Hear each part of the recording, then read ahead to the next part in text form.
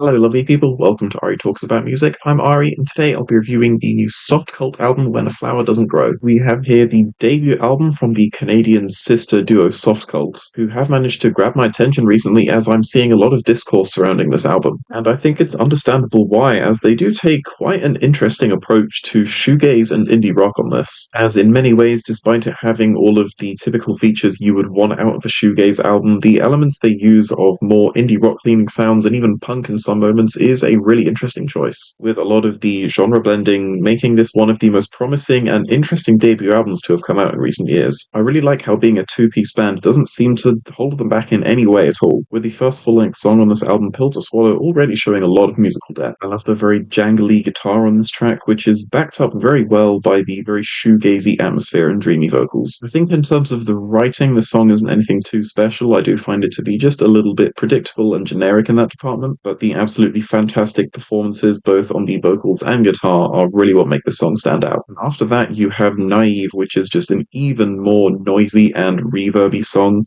Not quite on a Loveless type of level, but it's very clear where they get their influences from. I think that structure-wise, the song is also a lot more interesting, having many much more unique and standout moments. I particularly like the bridge on this track having a really cool usage of a much less distorted guitar, which I think just gives the track and the album a much needed break from all the very noisy chaos. 1625 is one that I feel like definitely lays the groundwork for an amazing song, but just doesn't quite live up to the potential that it had. It does still have some really cool moments, but I think the length is what really holds it back, with the song being much shorter than I would have hoped, which I just don't think really gives it enough time to fully explore all of the ideas that it shows, which I think is a real shame because a lot of the moments on this track do still manage to feel very epic and quite euphoric in a way, but it just could have been even more if the song were just a bit longer. I really like She Said, He Said for being a slightly more aggressive track, making it quite interesting, especially with the very strong Riot Girl influence that it has. And I think that this song is a great example of how they managed to use some really interesting genre blending that works better than you would think,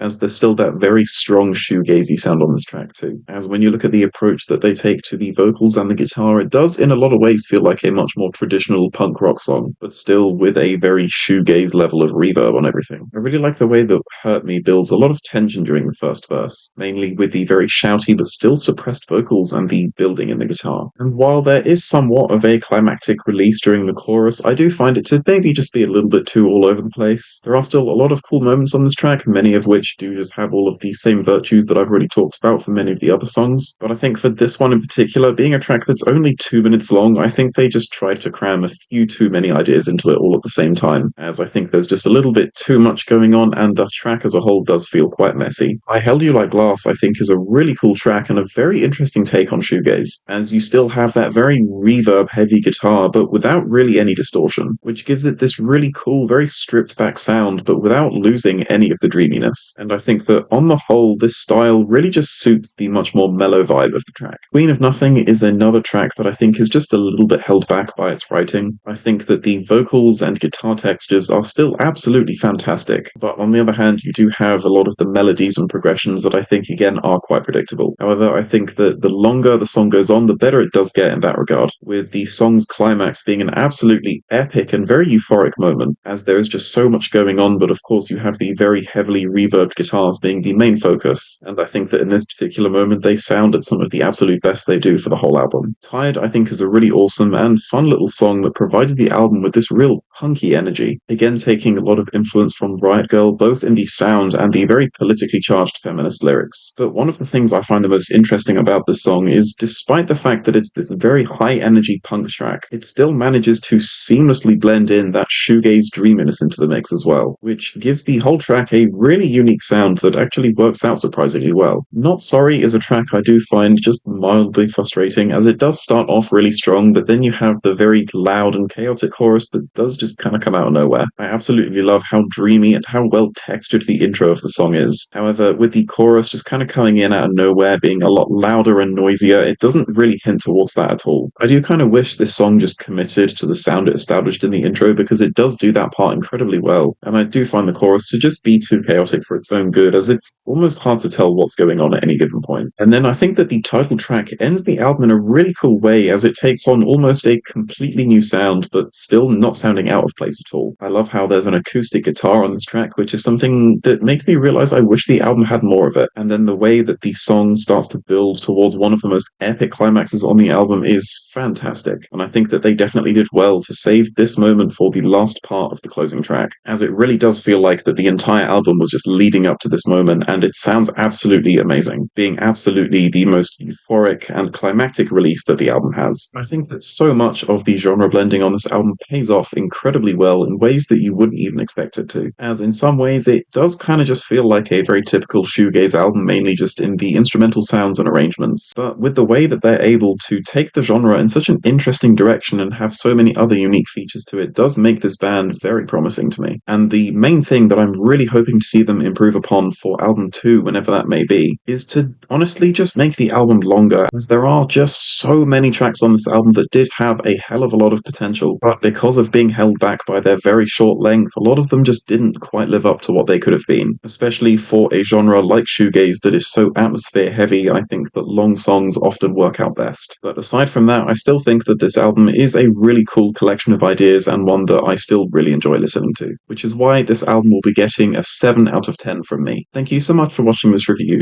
Please be sure to listen to this album yourself and tell me your thoughts below. Please leave a like if you liked the video, and please leave a dislike if you didn't like the video, and remember to stay hydrated.